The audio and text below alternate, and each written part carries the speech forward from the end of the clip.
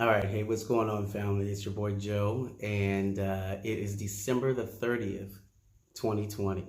Um, we have almost made it through it, y'all. And as you can see, I'm trying to do a little something different here today using my microphone and changing my lighting up. Let me know what you think.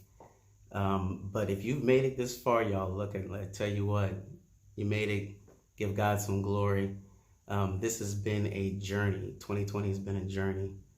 Um, and for me, December 30th always plays a lot of significance in the journey of my life for me. Um, a lot of you may know my story in some details of it, but I struggled with a lot of different things coming up as an adult. I really wouldn't say it had anything to do with my childhood. It was mostly my adult decisions. And on December 30th, 2009, I was separated from some of those demons. I still have a myriad of issues to deal with, but December 30th, 2009 was the beginning of my journey of being separated from drugs and alcohol, which played a major role in my life in my adulthood. So when I look back at December 30th in so many different ways, it kind of makes me reflect on some of the things that kind of have gone on during that time and since then.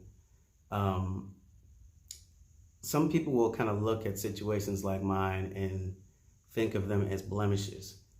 But for me, I really call it a blessing. It was nothing but a blessing for me. I needed to be separated from those demons, and it was a necessity for me. I would not have been able to do it on my own. To kind of put it into perspective, I'm about 180 pounds now. December 30th, when I went in, I was 145 pounds. I was spiritually broken all over the place. Emotionally, I was a wreck. And of course, physically, just a piece. That was something crazy to look at.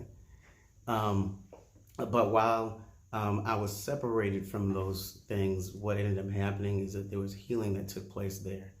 In the place of what could have seemed darkness, there was a lot that God was able to do. And when I came out of there, I was spiritually healing. I will say healing, I wasn't healed. I'm still healing now. I was emotionally in a place of peace. I didn't have a pot to piss in or a window to throw it out of, but I was in a place of peace. And I came out of there about 177 pounds solid, which is a lot different than my 180 pounds, not so solid now. It hits a little bit later here in life. But I just say that to kind of press upon the fact that it was out of that dark place that all of those things happened, and my life has done nothing but grow since. And I'm actually grateful for that part of my journey. Pastor Walt last week in our message from EBC Steel Creek had an excerpt that he talked about from in the story of Noah being shut in. He was shut in the ark.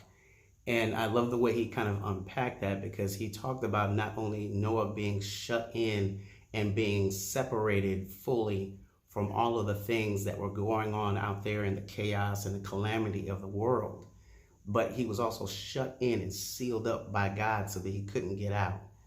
And that's an amazing, amazing testimony, an amazing word, and something that we all need to kind of, sometimes grasp and embrace. Yeah. All right. So yeah, the title of the sermon was A Head Start to Tomorrow. And one of the things I always try to do is in these videos is make sure that I encourage you on today. And so I will leave you with this, is that, 2020, we're coming out of this now. It's December 30th. And a lot of us have been shut in and we've been separated from a lot of the chaos and calamity of this world. Much like Noah was shut in the ark. And I will just give a personal testimony, much in the same way as I was shut in in the place where I was. But out of that, I was able to be separated from the things that were seeking to destroy me. I was separated from the things that were outside of the will of God. And I was kept in and kept from myself. And I want to just encourage you on today to understand that sometimes your shut in place is the best place for you to be. It's the place where God can keep you safe. It's a place where God can also wipe out all of the imps and the devils and all of the things that are out there that are set to destroy you. So as we walk into 2021, I hope that we've all had a chance to kind of reflect on 2020. And while shut in and while separated from some of those things, we've allowed ourselves an opportunity to grow. We've allowed ourselves an opportunity to heal, and we've allowed ourselves an opportunity to be able to develop our purpose. As always, I love you. I appreciate you. Thanks for sticking with me. This one was a little bit longer because, it is on YouTube, so I appreciate you sticking with me.